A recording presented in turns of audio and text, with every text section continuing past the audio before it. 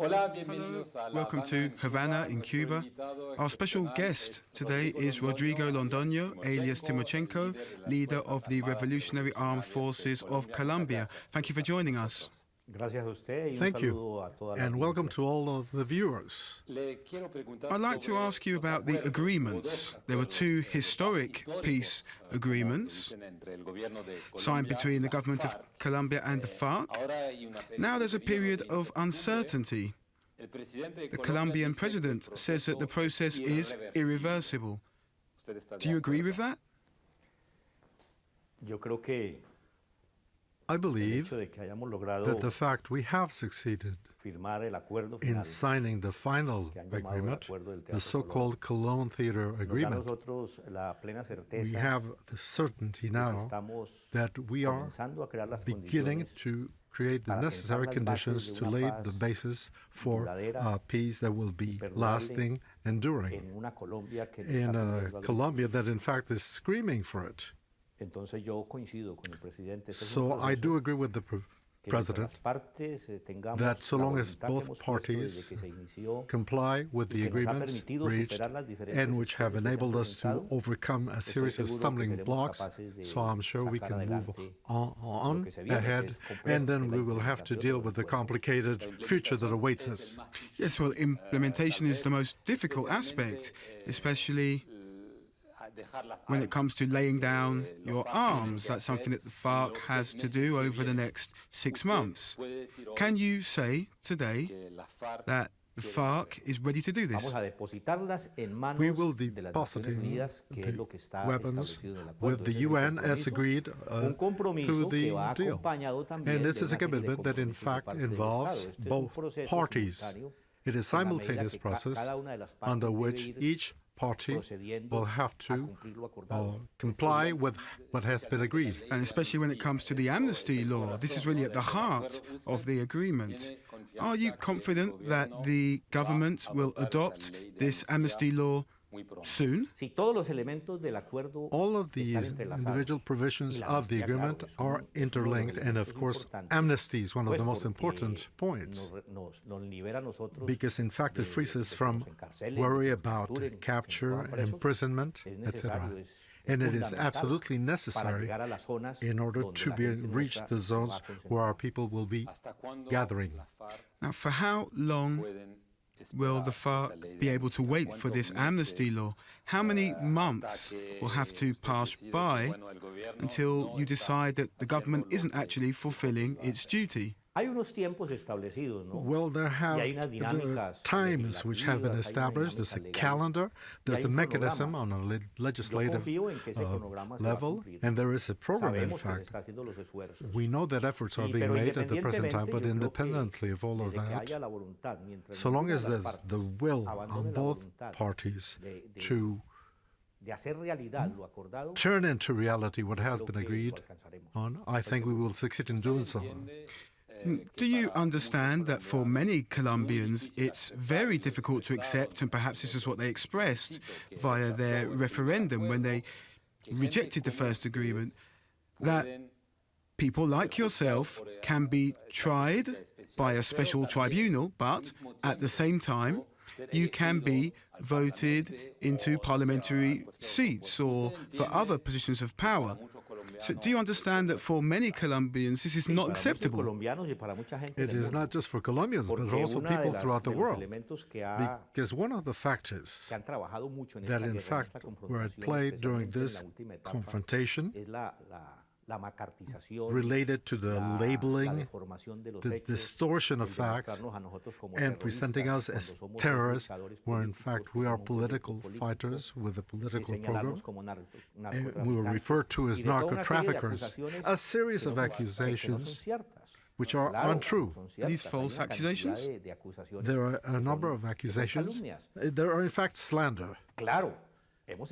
Of course, we were involved in confrontation. That is what the war is all about. But the fact that things have been distorted concerning our image is something that is quite different. It was part of a strategy to justify the destruction of ourselves as well as the popular movement. I'd like to speak about drug trafficking now. You have confessed that the FARC used drug trafficking to finance their struggle, correct? May I say that we have never been drug traffickers. I have always maintained if we had been drug traffickers, we would have disappeared from the revolutionary movement. A drug trafficker has an entirely opposite vision of what revolutionaries have. They are incompatible. We have used monies from narco trafficking as monies coming from mining, cattle raising, and other income-raising activities. It was done in a legal manner because we were considered an illegal movement. But the US government, when speaking about you, says that you have promoted the FARC's drug trafficking strategy. And indeed, the US government offers $5 million as a reward for your capture. I believe this is still the position, no, of the United States government? That may be the case, but regardless of the situation, I can explain that myself or members of the FARC never participated as drug traffickers. So these accusations are false? There's been a change of government in the United States. Indeed, in just over a month, and Donald Trump will take office officially. He hasn't spoken about Colombia yet, but are you worried that Trump will not support the peace process? And maybe he might even withdraw financial aid to Colombia? In fact, I do hope, or I'm almost certain, that in fact we'll be working with policies which are not defined by individuals. Per se. And since the United States has supported this process, I don't think we will be, let us say, left holding the bag, as we say in the Colombia. There's another issue with the United States because FARC is still on the list of terrorist groups. John Kerry, the U.S. Secretary of State, who you met with recently, said that they're reviewing this situation, but for the moment they're not going to change it and they're not going to remove the FARC from this list. Do you hope for a gesture on the part of the United States at the end of Barack Obama's mandate regarding this? Well, on the basis of the talk we had with Kerry, we had the impression that they were going to proceed with this process, and we do agree and we correspond with them with respect to what they have committed themselves to doing. And we hope they will be. There's also another dimension. Well, in this agreement, there is a lot of details. We can't go into all of the details. But there is something that is symbolic, and that is asking for forgiveness. We have seen some of the figureheads of the FARC doing so in Cali recently. Do you too want to ask for forgiveness from the Colombian people? We have already done so on several occasions. But in fact, behind this process, there's the idea of reconciliation. Well, of course, this involves asking forgiveness for having done wrongly for the number of victims that resulted out of this conflict. But something we could take into account, for example, these are not our data, they are UN data. More than 80% of the victims were created by state-related actions. The percentage involving us is much lower, and we do this wholeheartedly, sincerely, determinedly, because we do believe that the different contradictions, economic, cultural, social, other, have to be solved through the discussion, with using the word given as a tool to help us moving ahead. And it is in this matter, this is the spirit which we are working with. We do have a problem, and we refuse is transforming into a show the suffering of people.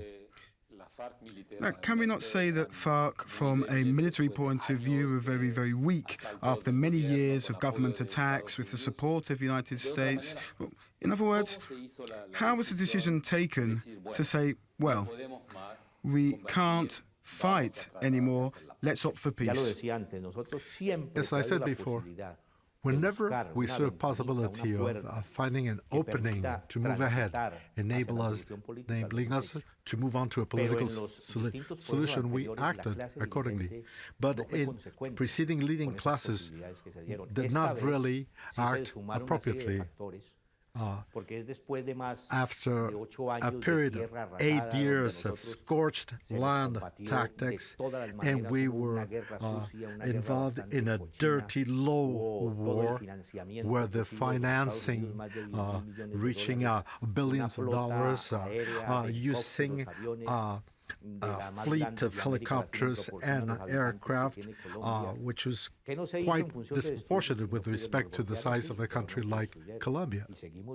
But we're still alive, we're still very much present. And when we saw that President Santos was creating an opening, and you might recall that there was a secret negotiating phase during which our views were exchanged, and it was concluded that both parties were ready to look for a political opening. But President Santos received the Nobel Peace Prize. He was actually the defense minister during some of the harshest periods of the war with the FARC. Does he deserve the prize?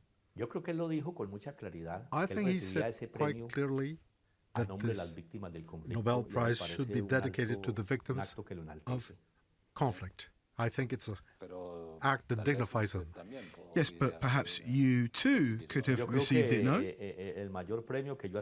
No, I think that the prize I'm aspiring for is achieving peace in Colombia. Well, thank you very much for your time, Rodrigo Londono. Timochenko, now we know why you have that name. Thank you too for watching this exclusive interview from Havana. Thank you.